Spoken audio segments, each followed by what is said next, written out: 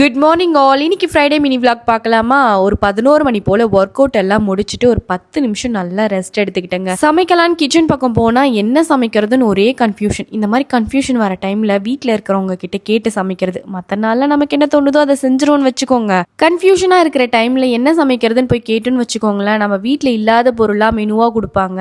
சாம்பார் சாதம் கேட்டார், அதுக்கு வெஜிடபிள் நிறைய இல்லை, அதனால் அது முடியாதுன்னு சொன்னேன். அடுத்து புலாவ் செய்கிறியா அப்படின்னு கேட்டார், அதுக்கு கொத்தமல்லி இல்லை, புதினா இல்லை அப்படின்னு சொல்லி சொன்னேன். இதெல்லாம் வேலைக்காகாது, வீட்டில் ஒரே ஒரு பேக்கெட் பன்னீர் தான் இருக்குது, அதை வச்சு ஏதாவது ஒன்று சொல்லுங்க அப்படின்னு சொல்லி கேட்டதுக்கு சப்பாத்தியும் பன்னீர் பட்டர் மசாலாவும் பண்ணிடுன்னு சொன்னார். சப்பாத்தியெல்லாம் நிற்கிற அளவுக்கு டைம் இல்லை, நான் வேணா ஒரு ஜீரா ரைஸும் பன்னீர் பட்டர் மசாலா செஞ்சிருவா அப்படின்னு சொல்லி கேட்டேன். சரி ஓகே அதே பண்ணு அப்படின்னாரு.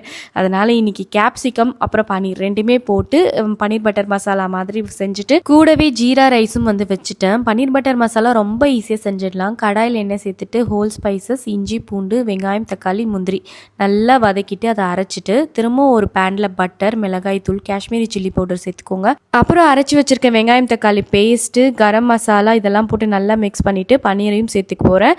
நல்லா வெந்ததும் அது கூட கசூரி மேத்தி சேர்த்துட்டோம் அப்படின்னா சூப்பரான பன்னீர் பட்டர் மசாலா ரெடி. ட்ரை பண்ணி பாருங்கள்.